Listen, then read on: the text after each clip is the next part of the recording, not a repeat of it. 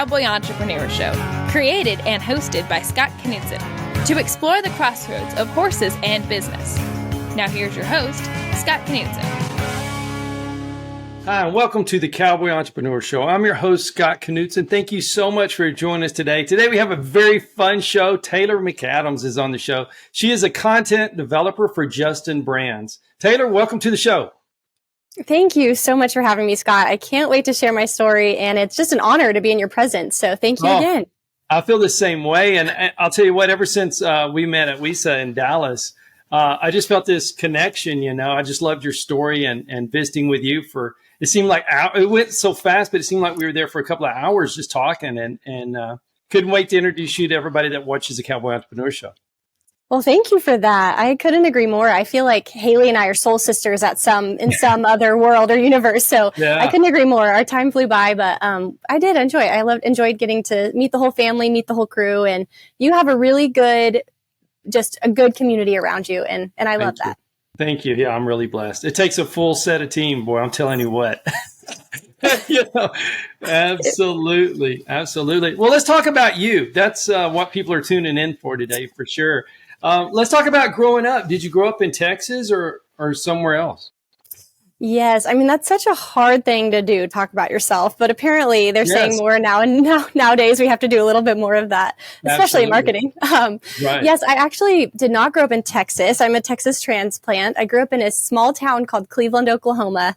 And a lot of people get it confused with Cleveland, Ohio, but definitely not. We actually claim Cleveland. The town that I'm actually from is called Hallett, Oklahoma, and it has a gas station and a post office, and we probably count our population in chickens.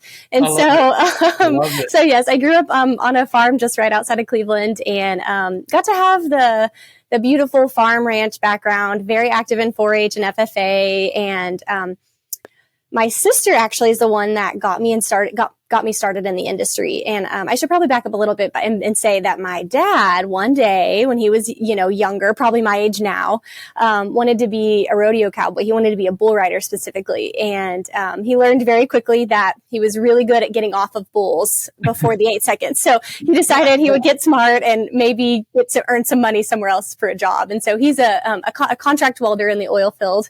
And he has done that for so many years. I won't say his age because I'm sure he wouldn't appreciate it, but he's ready to retire and start doing the fun stuff that grandpa gets to do. My sister has some kids. So anyways, first generation cowgirl, first generation rancher. And awesome. I just kind of learned as I went. My sister wanted to be a barrel racer, and then she wanted to be a rodeo queen, and then she wanted to be a Dallas Cowboy cheerleader. And I kind of just was obsessed with my sister. I just wanted to do everything that she did growing up. And so I owe a lot of my humble beginnings, let's say, to my sister, Sarah. Shout out to Sarah, because she kind of was the one that shaped me into who I am. And quite honestly, some would argue between her and my parents, they're the reasons why I had some of the opportunities that I had and got to sit at the tables with certain people and walk into the rooms with the people that I did. And so, yeah, I'm just very, very thankful. And I think I know you didn't ask this, but I'll tell you anyway. I think my favorite part about growing up in rural America was my childhood best friend was a rooster. And a lot of people don't know this about me, but roosters at some point kind of get angry. They turn kind of little mad if you don't really love them. I think I loved mine too much, I think. And so one day he just got really mad and turned on me. And I like to say that my fun fact about me is that when I was 3 years old, a rooster pierced my ear. Oh, that's close up to the moneymaker, isn't it? It really is. And at 3 years old, I was like, what was this? We were friends. I didn't really understand that. That's so terrible, but funny. It is. And from that moment on, anytime we walked out the door, we would take a golf club or a baseball bat just to have some protection. Yeah. But see, that's true living, isn't it? I mean, we have brooms by our doors. So when we walk out, we carry a broom. And it's just, so you said you and Haley are kindred. Haley is my daughter. And she had a pet chicken, and y'all really are. And she called it Noodle. And And for the longest, we didn't understand why. And she's like, Daddy, chicken noodle.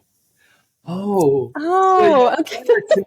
Y'all are kindred. I'm so impressed you're a first generation, though. That is, that's a big deal. And that's so important in our industry, to do that. And how did you think maybe that came about? Was it just the desire? Because a lot of people that watch our show aren't in agriculture, don't live in rural America.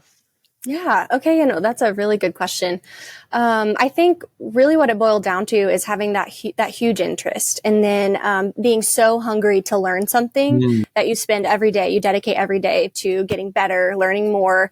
And I think there's just something in us as humans too that have this ability or this want or need to take care of things and to prosper the land. And I mean, I will say, kind of like I said before, I do owe it to my family, my sister and my mom and dad, because we quite literally grew up doing everything together. Minus being homeschooled, you would think that I was a homeschooled kid because when I wasn't in sports or anything like that, I was out at the barn and I was walking pigs, bathing pigs, horses, cows, goats, you name it, we would be doing something. But the biggest lessons that I think in my life were learned at not only at such a prominent age, those moments in my life growing up, but at the times when I didn't even realize I was going through something or I needed a lesson to learn from the Lord or anything. So like my favorite moments were spent on the tractor, cutting hay with my dad, or planting with my dad, or fixing fence for the millionth time with my dad. The list goes on and on and on, but I really do think that the interest was there, and it's really helped me become like a reporter type now. And even in college, when I wanted to do a little bit more of that, I just stayed curious because I always had to ask questions. I didn't know. And especially back then, 6-year-olds didn't have phones like they do now. And so I couldn't just pick up something in Google. I held on to every word that the elders said in the community, or that my Uncle Bill said when we got to go work his cattle at his place 3 hours away. That was a big deal. And it's a big deal. And truly, it's so crazy to think about, like, as a kid and at the moment, I didn't think that, oh my gosh, my parents have never done this before. We're learning together. We're doing this. It's kind of like your story with Haley learning to read and write and all that together. It was a bond that we were able to have together. And now looking back, I will hold on to those years and those moments and those stories for the rest of my life. Like, I'm pretty sure there's going to be some stories. I know that there were some stories told at my wedding that have, carried on throughout every family tradition. But one day when I have kids, one day when there's funerals, I just know for a fact that those were the best times of my life. And I wouldn't trade anything in the world. And that's why I chose the career path that I did, even like as early as middle school. Because I wanted everyone to get the opportunity to have the opportunity that I had.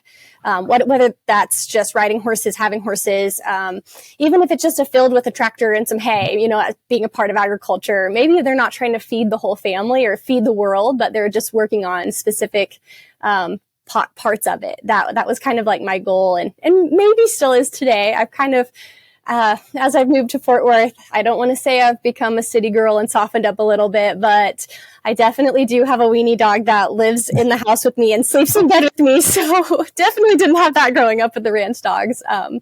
No, but you're so right. It's so, it's a lot harder for first generation cowgirl, first generation cowboy agriculturist to pave their way and gain a certain respect. I noticed that became very prominent to me within the rodeo industry, because that alone, that industry alone has so many families that have names that are 10 generations thick. And walking into a room knowing that I didn't have that same opportunity almost made it better for me, because I really had to work to get at the tables that I was at and work to meet the next goal. And so, no matter the journey, no matter the experience for anyone, I wouldn't trade any of it for the world. See, I love that. I love the family dynamic.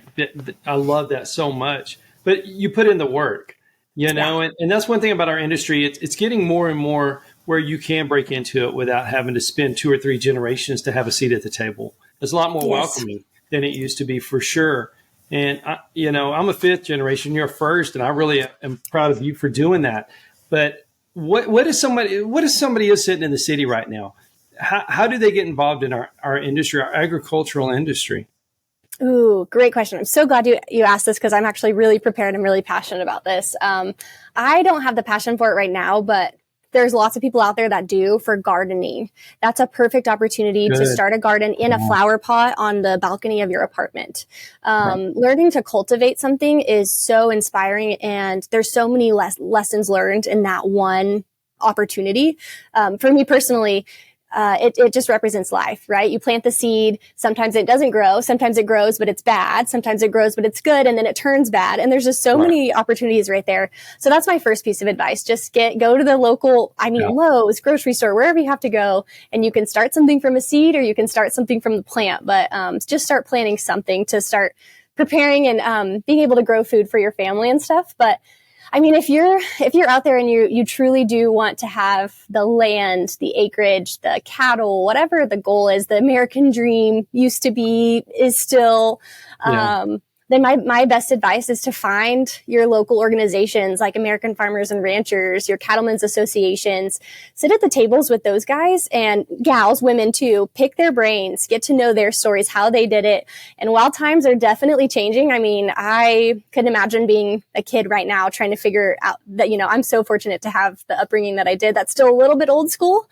But either way, whatever you got to do, just do it. I mean, if you have kids, start them in 4-H, start them in FFA. It doesn't matter. Just get them started. And then there's tons of resources online. There's tons of podcasts to listen to. There's tons of YouTube videos. Just stay hungry and just do it. Just get involved. See, I love that so much. It's so simple to say, just do it. But really, it's that extra nudge that people need, and with today, with the tractors being so technical, you don't have to be out in the fields. You can do that from the city and help, and drones. And there's so many, it's changing so fast. So you can always jump in, and you don't have to have, your 40 acres and 3 horses. You can have, live in the city and still be a part of it. I couldn't have said it better than myself. I completely forget about things like that because I feel like growing up, my dad always had the motto, work harder, not smarter. So now I'm trying to learn smarter, not harder. And I think that's a perfect example of that. Why not sit in an AC tractor, let alone, fly the drone from your office in the city, give coordinates, help with investing. There's multiple ways. So very, very cool. Yeah, I love it. And I love that, at your age, you're able to see that, but you've been around it for a while, and I know there's so many, our audience is so diverse, with ages and such. And I love them seeing the excitement about our industry because there is nothing like it. And it is changing so much. So when you were growing up, did you say, I want to be a content, I want to work on that? Or is that something you thought of? Okay, I have to get deep with you, Scott. When I was growing up, until I was about 6 years old, I wanted to be a rock star. And then I learned who Hannah Montana was. I wanted to be Hannah Montana throughout that. I learned very quickly that I do not have any tune or tone or anything. And I'm pretty sure there's insects that die when I try to sing. So that was very quickly learned that was never going to happen. But I met a woman named Miss Rodeo America.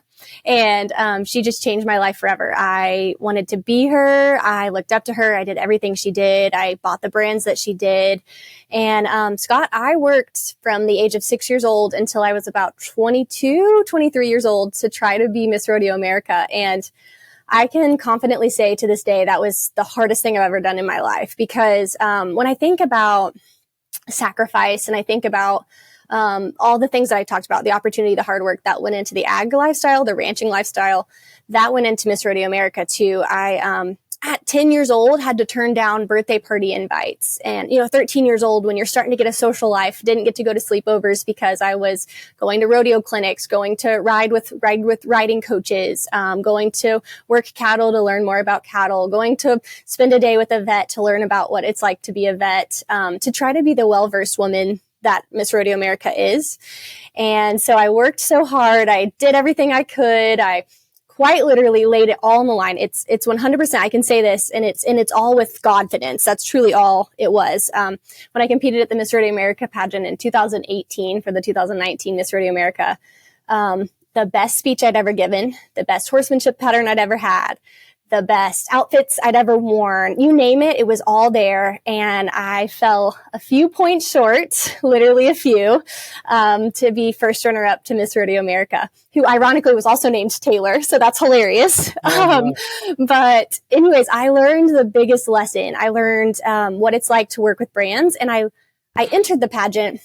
And I remember saying something to my mom at one point in time, like, Mom, I'm going to leave this pageant with a job, whether that's Miss Rodeo America or a job from one of the sponsors.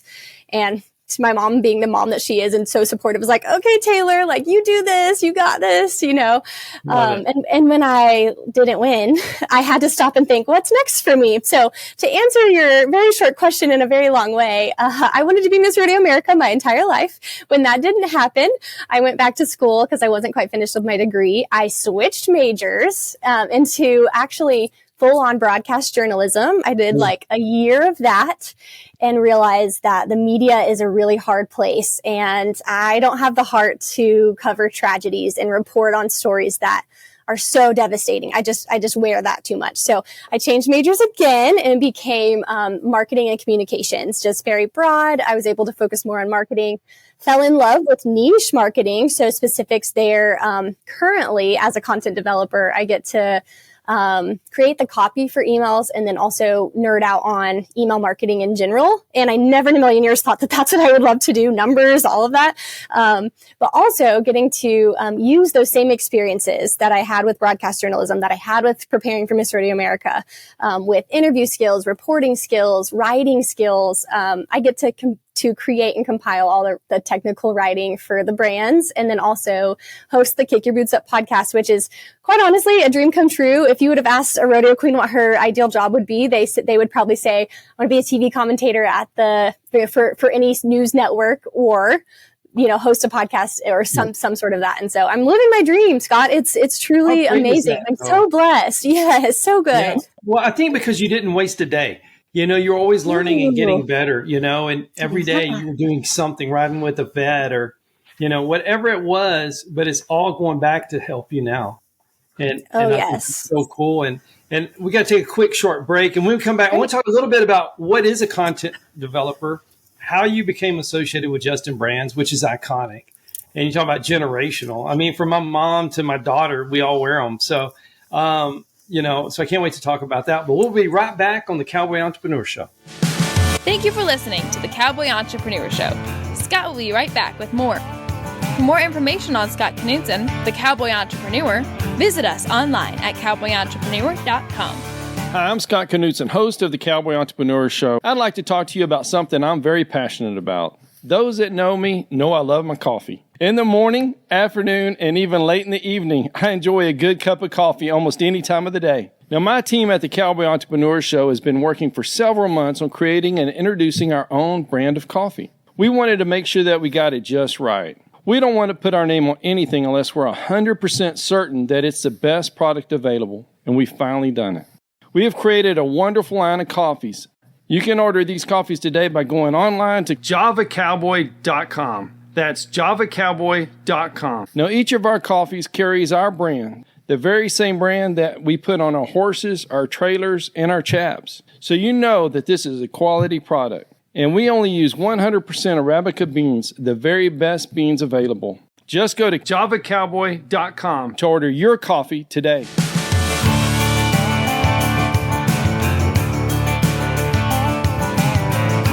Hi, and welcome back to the Cowboy Entrepreneur Show. I'm your host, Scott Knudsen, here with Taylor McAdams, content developer for Justin Brands and host of the great podcast, Kick Up Your Boots. And Kick Up Your Boots is a great podcast. We're going to talk about it in a little bit, but I had to get my train of thought. I want to go back to growing up, and now you're a content developer. Those jobs, it was a lot different, but I think everything you did helped build to that.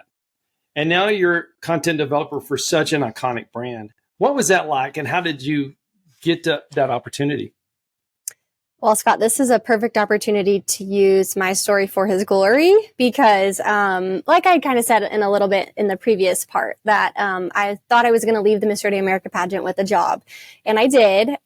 It wasn't this job just yet, but that's funny about God's timing. He's like, almost, but not yet, maybe tomorrow. I went through while I was in college, I had the opportunity to work for a guy named Jeff Metters. Some of you might know him. He's on the Cowboy channel. He's a great, great man. And I learned a lot from him just by sitting in his office, the time that I was there.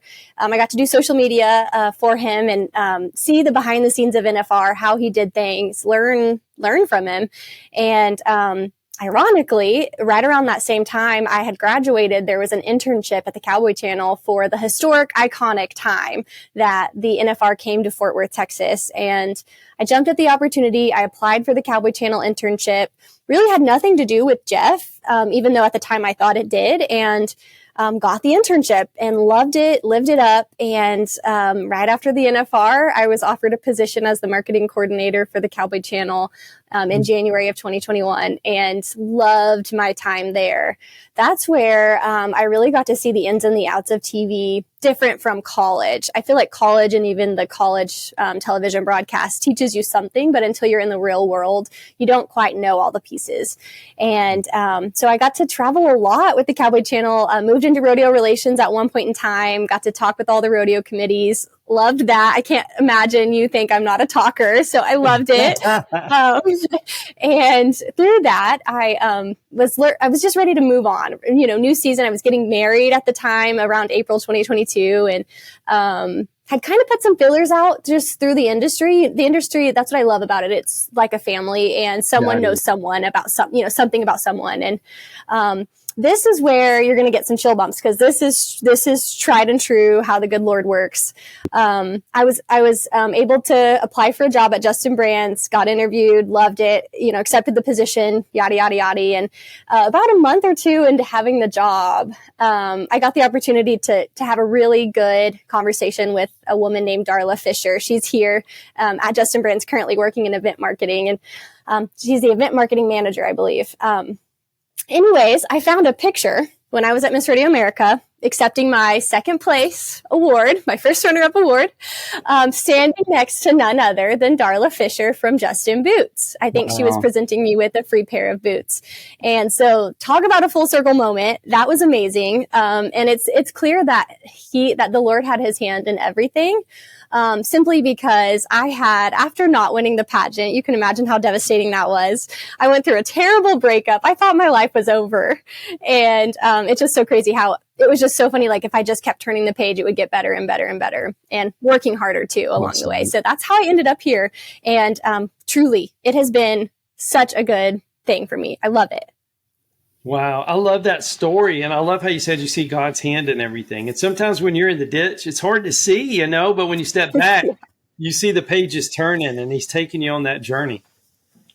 Oh yeah. No, that's, there were definitely some times when I was like, I'm going to go work in McDonald's, and I'm going to throw away everything I knew. And yes, I don't have a place in the industry. I think that's important to touch on, since I am a first generation agriculturist and cowgirl. There was a time after Miss Rodeo America that I had lost and was hurt so badly, quote unquote, by the industry, even though it was just a set of judges at that pageant at that one point in time.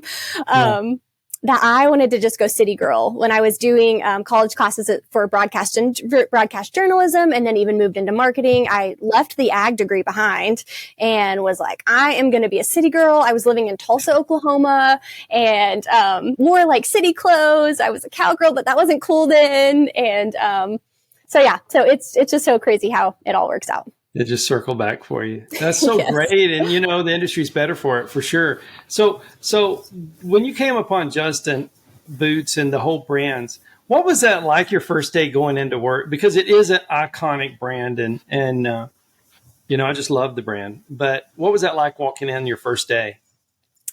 Well, I first of all was so nervous. I don't think I'd felt those same nerves probably since the Miss Rodeo America pageant at that point in time. And so I remember I got there so early, and I met the HR lady at the door, and I was like, oh, thank you so much for being here early, whatever. And she goes, I get here at 7, you're fine. And I was like, oh, okay, this is what corporate America is like. And I remembered what my first thought was like, oh my gosh, I'm in a corporate job. These are corporate people. I've got to wear boring clothes, and that was not the case at all. I'm so glad to have learned that the first day, because it's even though it is corporate, it's an ag brand, and it's a people brand. And so I learned that there's people behind the corporate, and it's not just, suits and 9 to 5 and all that. So, I don't have any funny stories. I wish I had like a funny story or a cool story, but I think the most impactful, time of the first day of work would have been whenever I got to tour the archives. And I don't know that a lot of people know about this. So I guess I should start by clarifying that Justin Brands includes Justin boots, Tony Lama boots, Nakona boots, and Chippewa boots. And so we've acquired our sister companies. Nakona was started by one of the Justin family members, the sister. So there's a lot of rich history there, and I encourage everyone to go look into it and learn that. But as I got to do this, my first day, meet and greet everyone, I got to tour the archives. And I thought that was so cool because what other boot company in the world could have such rich history with archives of stories and presidential boots and famous boots and iconic boots. The first boot, the first boot that was made for soldiers, stuff like that. Like, it's just so cool to be able to go to that room and see the history. And as a content developer today, I still go sit in the room and see things from a different angle and find pieces to write about or find stories, or the team as a whole will go in there and look and find a boot that we love and take it to product development and think, okay, how can we redo this but make it better now that it's 2023 or whatever. So that's probably the best thing. And then, of course, meeting Darla and getting to know Darla within like the first month was amazing because, my story. I had put all these people on pedestals. I was trying to be Miss Rodeo America. I knew who all these people were. I had pictures of their face on flashcards trying to learn who they were. And to get to call her a colleague and a coworker and a friend, that's just amazing. I will never trade that for anything. Yeah, guy just kept changing those pages, didn't he? Kept turning them. But I love the fact still writing the story. It is, and you're still adding to it, but you're doing the work. You're not waiting. You're still working every single day. But I love being in the showroom with everybody from Justin Brands in Dallas because everybody was you could just tell the family atmosphere. It has to be corporate to put out the number of boots and to do all the good work that it does. But behind it is so many great people. And can we talk a little bit about that? Because I know whenever I left there, I just remember smiling, and so many different people on the team just said, there's a lot of great people in that room.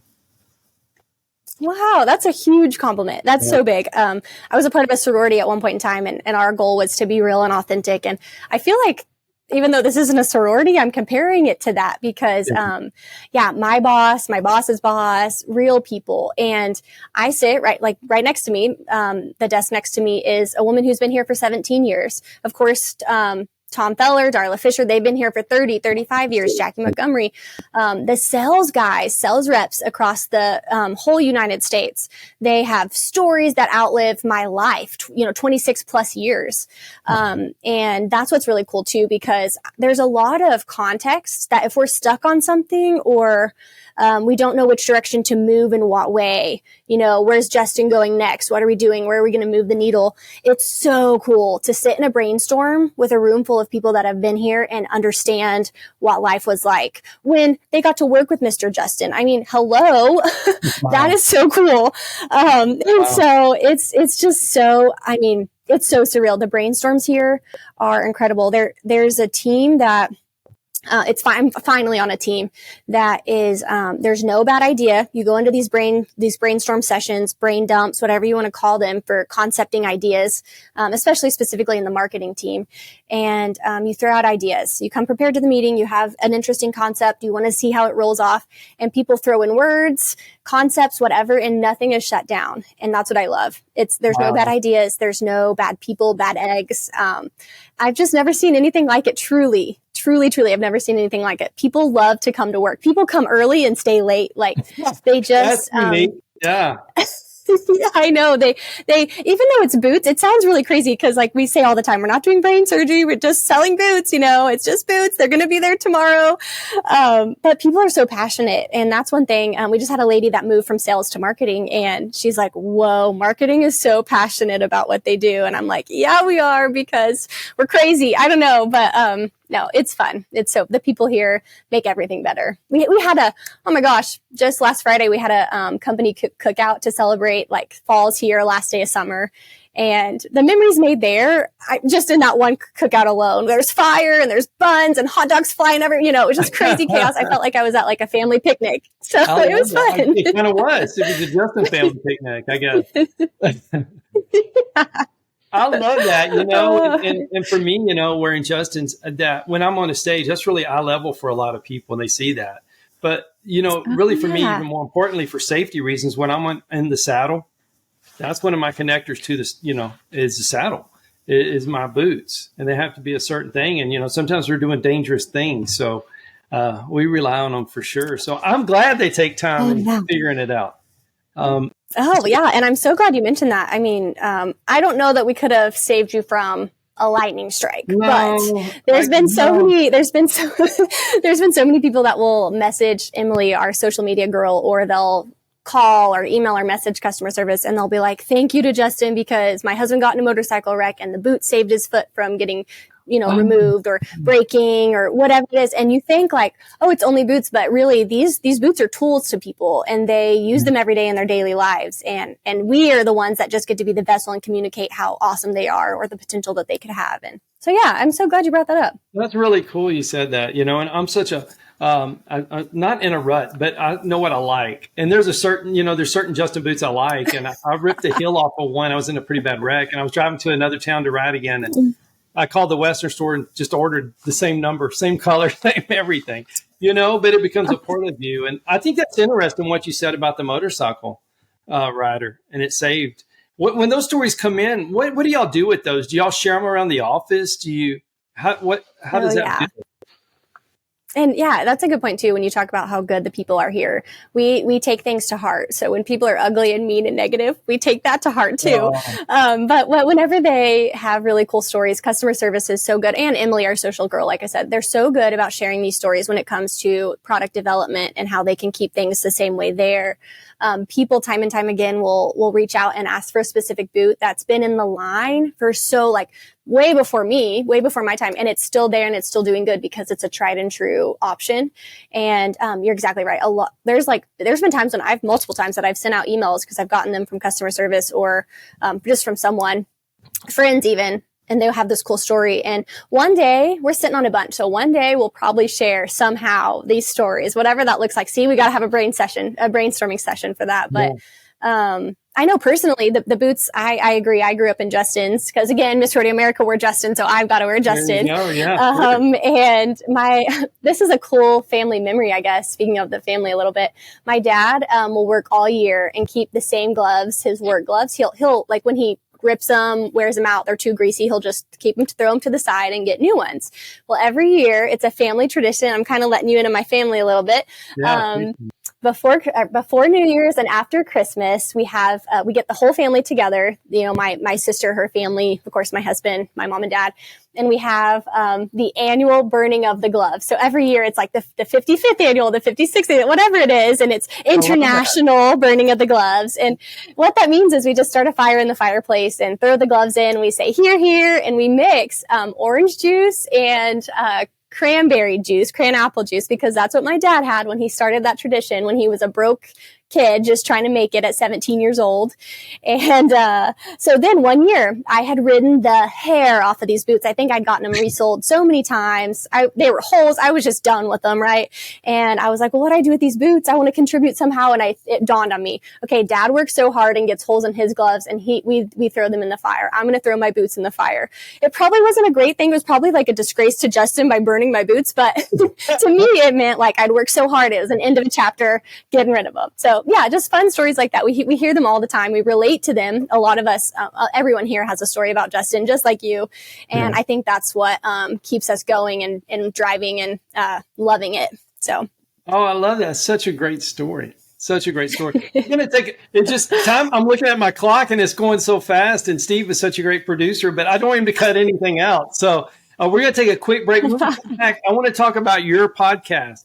And Justin's podcast, Kick Your Boots Up, and talk a little bit more about what you do, and hopefully some of the people you can help them maybe start their journey toward our industry. So we'll be right back on the Cowboy Entrepreneur Show.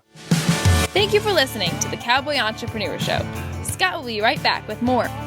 For more information on Scott Knudsen, the Cowboy Entrepreneur, visit us online at cowboyentrepreneur.com.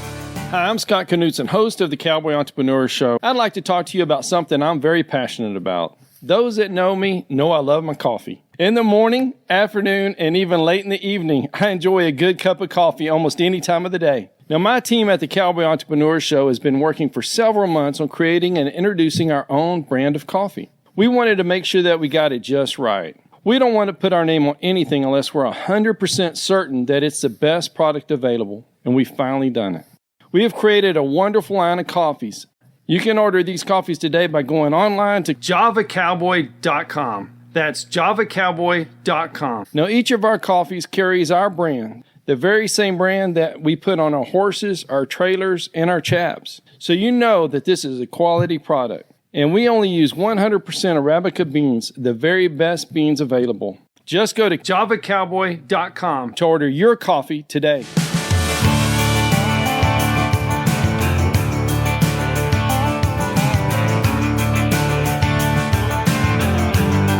Welcome back to the Cowboy Entrepreneur Show. I'm your host, Scott Knutson, here with Taylor McAdams, content developer of Justin Brands. So let's talk about your podcast. And I was just so honored I got to be on that, and I love what you do. Kick Your Boots Up.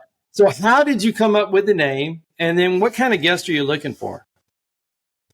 Yes. Thank you, by the way, for being a guest. Love the content. Love it. I love your story. And I'm so excited for it to air and let everyone else get to hear your story too. As far as the name Kick Your Boots Up, the whole team, this job in particular, when I got hired, they said, we need you to do these things that, here's your goals. And then also we need you to host a podcast. And to me, it was no big deal. Having the background that I had, I'm like, okay, great. I need to do a little bit more researching in terms of podcasting, but whatever. And part of that was like fully conceptualizing the branding. It's been my passion project, my baby, and I've loved it. But with that being said, because the people here are so awesome, everything is collaborative and teamwork. And so I cannot go a day, a podcast episode, anything without giving credit to the whole team here. So, started with a graphic designer who designed the graphics. Shout out to Maggie Stewart. Hey, Maggie. She helped. I gave her some ideas. I wanted to do this and this, and she came up with a sheet. And of course, we got it all approved. We picked our favorites, yada, yada, for the border, for the brand, everything. We had the graphics ready. We had the sound ready. We had everything ready except what's the name. We were still calling it a vlog at this point because we're like, what is it? What is it? And time is money. You know that. Yeah. And we were in a meeting one time, and they were pressuring me. What's the name? It's time. You need to get started. And the CMO at the time was like, come on, Taylor, like I hired you for this, so do it. And I'm stressed. I'm like, I have writer's block at this point. I'm like, I don't know what it is. This is seems super serious. But I was hearing or listening to Luke Bryan's song, Kick the Dust Up, one time. And that tune, dun, dun, dun, dun, again, tone deaf, don't know tunes, but it was like in my head, and I was just singing it in the shower, and finally, when I was in the shower, I had a shower moment, kick your boots up. And so I was really excited. I pitched it to the team at the next marketing meeting, and nobody shot it down because they don't shoot things down. And I fully expected an email afterwards, like, have you thought about this? Or that's, not good. You shouldn't. And no, that the team was fully supported. They all loved it. And so I don't know if that was just like I'm fragile. This is my passion project. Don't tell me it's bad.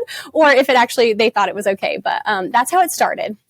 And the guests that we look for are from all walks of life. We've had people that are not involved in agriculture at all. They just have fashion experience, and they produce fashion show runways and shows like that. They get to tell their story there, all the way to rancher's wife. I mean, fifth generation cowboy. We have a lot of Justin endorsees that we get to finally have an outlet to share their stories. So even getting to talk to Sherry Servey about her story and how everything went down and all of it. I mean, just so fun. We have people love Justin, love the brand since it has been around since 1879. And so when you give them an idea, they naturally are, wanting to love it and run towards it. And so I've been very fortunate. We post episodes every Wednesday. And so it's a lot. It's a grind. Shout out to Juan Ojeda there too. He's the video producer, editor.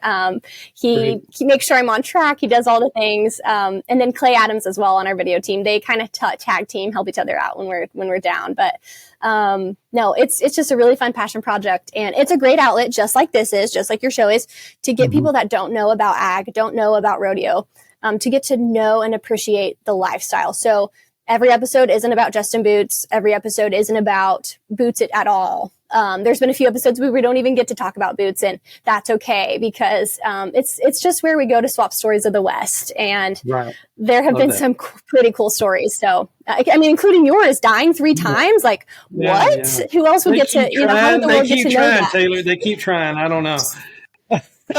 Not going to happen. Not today. Yeah, not today. Let's do it. Let's wait another day. I don't know. So with your job, you travel a lot, Taylor? Do you go to different events for your shows and for everything you do? I think that's the future plans.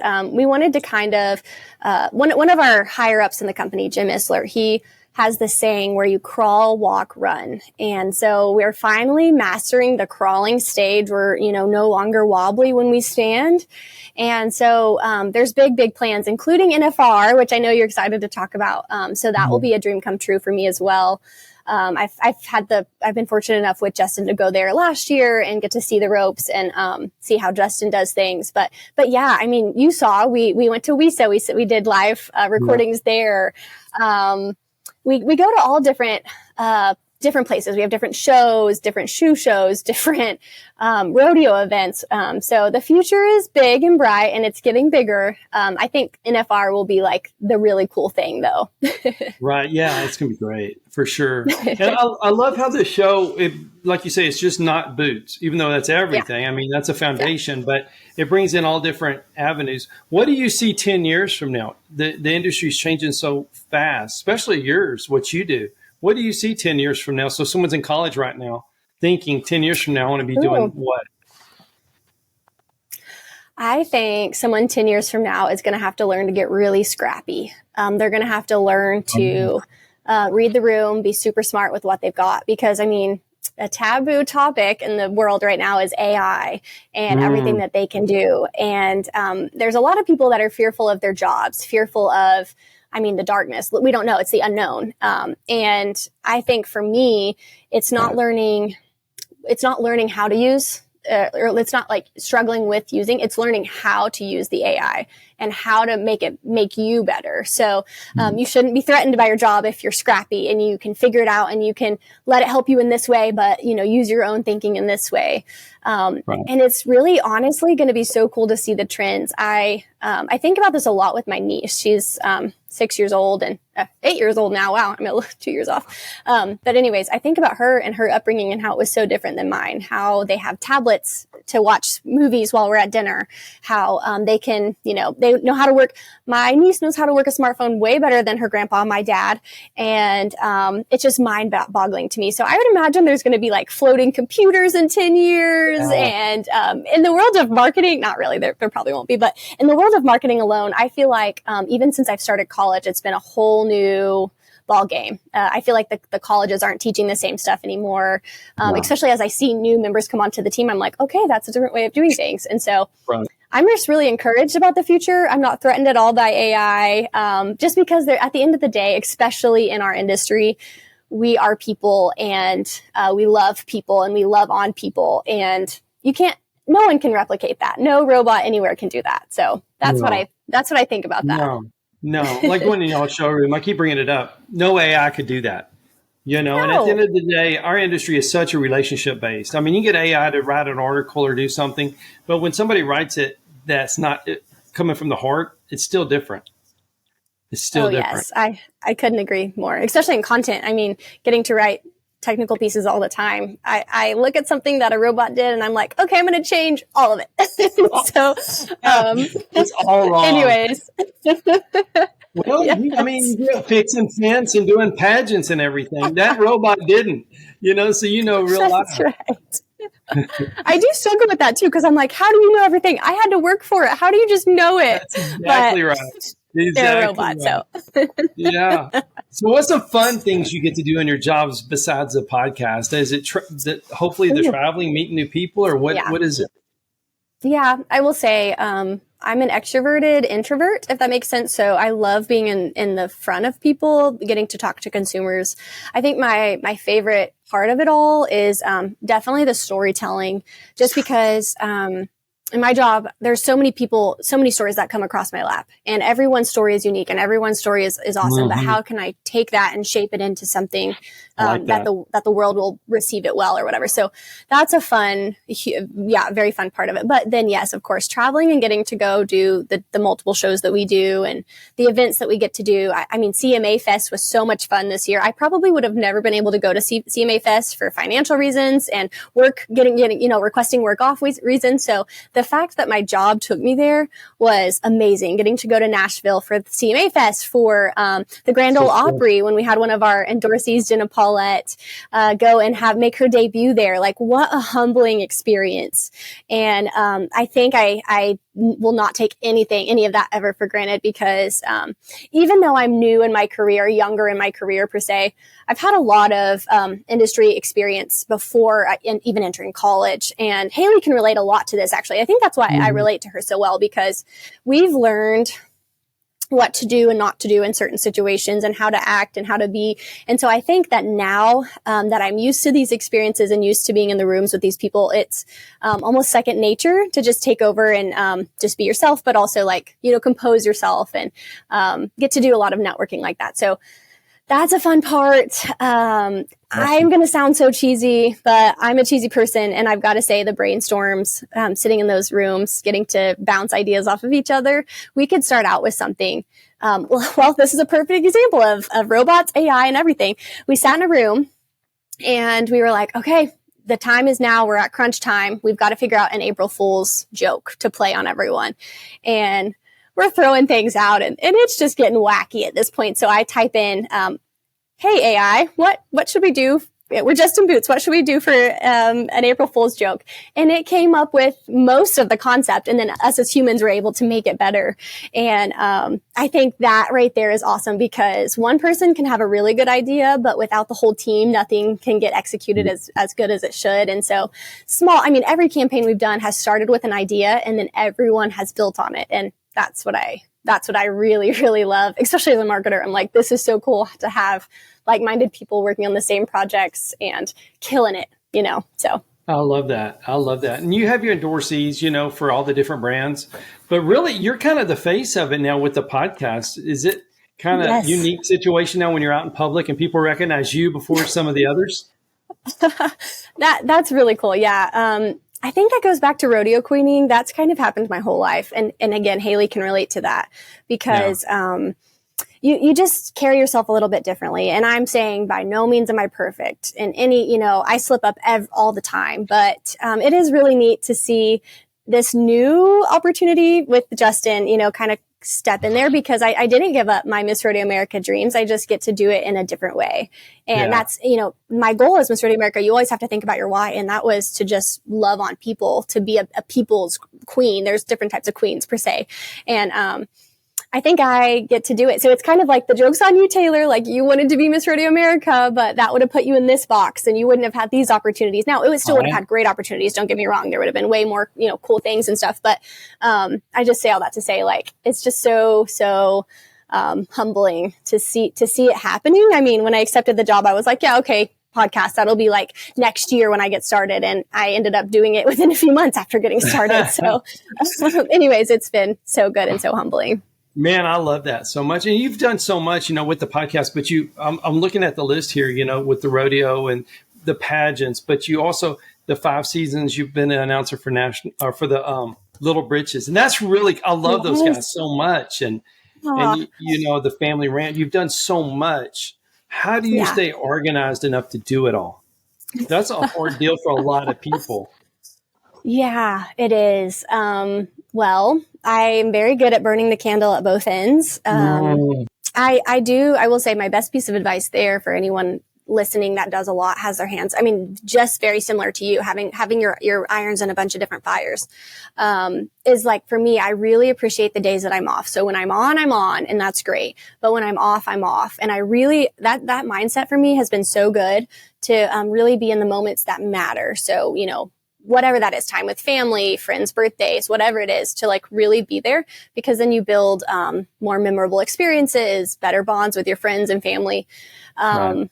and really just writing everything down. I have been so blessed with a photographic memory. And I think as we're going into, holiday season, busy season, I am starting to run around with a chicken with my head cut off, like chicken noodle. Yeah. I have to write everything down. I have to remind myself several times. If you ask my husband, I set alarms for myself. I'll say like, "Hey Siri, tell me how to do this." And, anyway, so, I mean, I wish I had some advice. I'm still working on it. Again, like I said, I'm not perfect. So, I wish you could see the other parts of my offices here. I have, marker boards everywhere. It looks like I'm doing a crime scene investigation or something. I have papers everywhere. So yeah. I love that. And that's so hard, especially for people like yourself and me that love doing a lot. Yeah. I don't think I'd be good at one job, but I think at 3 or 4 or 5, I'm better. And, but it's hard to shut it off, isn't it? Yeah, it is. It's hard to stay in the moment for me too. Yeah. But. And I think my husband has really helped me with that because he's really good at being a normal person and thinking, I'm saying like that. I know, right? That like that mindset that brings you back down a little bit. I used to be in charge of all the finances because I'm a control freak and I wanted to see what we had and what we could do and all of that. And I fully given that all to him. He does all of it. And that's a perfect example of how he kind of like brings me down a little bit. He'll be like, "Okay, Taylor, we're going to eat chicken and rice this week because you decided to go shopping," or whatever it is. And, I need that. I mean, you probably relate to that so much because you're going. So you rely on your wife. And, anyways, it's really hard to come down. And that's why watching movies, spending time with family is like so prime for me anyway. Absolutely. So what's next for you and for Justin Brands? What's next for me? Let's see. I just want to get through this week. Just kidding. Bring it down. Yeah. Awesome. No, I'm really excited about National Finals Rodeo in Vegas. I don't have all the plans finalized, so I can't quite share everything yet, but I'm very excited, very looking forward to the fashion, seeing all the friends, getting to do all the content things there. Justin as a whole, we are producing more boots than ever, better boots than ever. I am so excited to see the fun new things, and I want to tell you all about it. I want to tell you everything. I just can't quite. I'll tell you that me as a girl, I'm excited for some more fashion boots that are about to come out soon. Awesome. If I was a guy though, I would be so looking forward to this next line that you actually got to preview at the showroom. So cool. But it's going to be so cool. Yeah. Well, thank you. Yeah. We have a really cool opportunity that we get to pair up with someone in the PRCA industry. I'll leave it there. And, it's going to be so awesome. Like we're literally getting ready to do our photo shoot in a few weeks. And, I can't wait. I'm so pumped. That's another fun part. I completely forgot about the photo shoots. That's an awesome part of the job. Getting to go and see different parts of the country, getting to meet with the people, getting to see how they do their lives, and then letting them invite us into their world and their space to create our own content. So anyways, Love it. Very big things. You should definitely stay tuned. There's lots in the pipeline. And listen to the podcast and watch the podcast for sure. And what's the best way for people to follow the Justin Brands, all of them, besides just the podcast? Website, how do people follow you? Yeah, I would say social media is the best. Our social media gal does a really great job of like scheduling and coordinating everything. So at Justin Boots, at Tony Llama, at Nakona, at Chippewa. Go ahead and find them on social media, Instagram, Facebook. We of course have websites that are just that, so you can go check them out as well. But of course, I'm going to lead everyone to Apple, Spotify, YouTube, all the places you listen to podcasts to get to listen to the Kick Your Boots Up podcast. And depending on when this is airing, hopefully they'll get to see yours first and get to know your story. And it's really cool because us as two people, I mean, you get to ask all the questions on this show, but to be able to be interviewed is so fun. And same for me. I love it because you never get to. It was fun switching roles. Yeah, for sure. For sure. This has been great. Well, thank you so much for being on our show. I know people just fell in love with you and they love the brand already, but I just hope they follow you. We follow everything y'all do. And thank you for being on the show. And thank y'all for watching the Cowboy Entrepreneur Show. Thank you. Thank you to all the great sponsors of the Cowboy Entrepreneur Show. If you or your business is interested in being a sponsor of the Cowboy Entrepreneur Show, please call our office at 992-1786 or visit our website, cowboyentrepreneur.com.